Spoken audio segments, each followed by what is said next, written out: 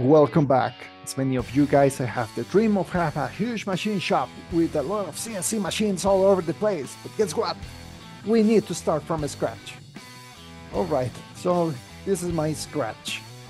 So I started by buying two of these machines that are intended to be used for woodworking and making some CNC path on electronics copper plates. But I couldn't resist and I destroyed both of them by machining some aluminum parts. Let's face it.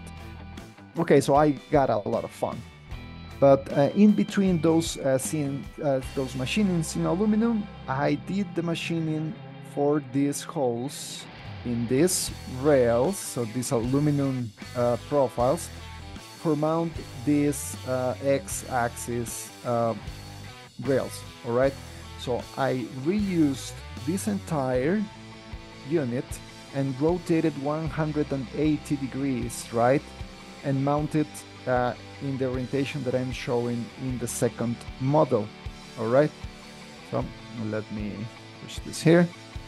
So as you can see, it is exactly the same, but rotated 180 degrees, and I'm even using the carriage for the X-axis and just connecting them, connecting it with this other transition piece to the main one that is the Z-axis on the current machine.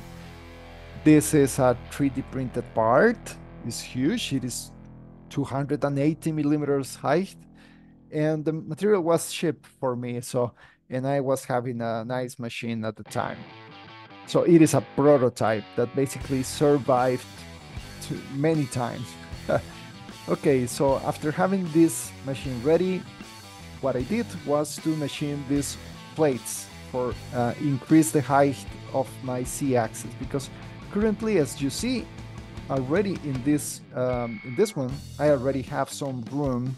So this is capable to make 177 millimeters in difference in the Z-axis, which is not that bad, but leaving it with this clearance was, of course, a bad idea. So I jump into this, and then I change the spindle. So as you can see, this spindle, I went from this tiny one to this other one that is not huge, but at least it can make a better work. So what's next? What's the plan? Well, I already increased the area for my Y-axis and also the area for the clamping, because currently this rectangle here at the center is the machinable area. So the idea is to have holes down at convenient positions for holding the fixtures that I'm planning to do.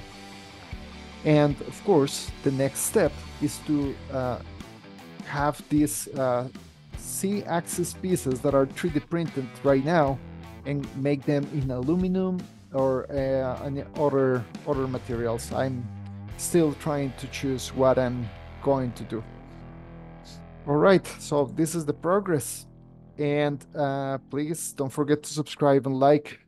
Maybe in the future I'm going to share this 3D model when it is a little bit more complete. It is actually missing some details and stuff that I will prefer to leave them ready for you guys to have a closer look. All right, let me know in the comments what do you think. Of course, this is crap. Cheers.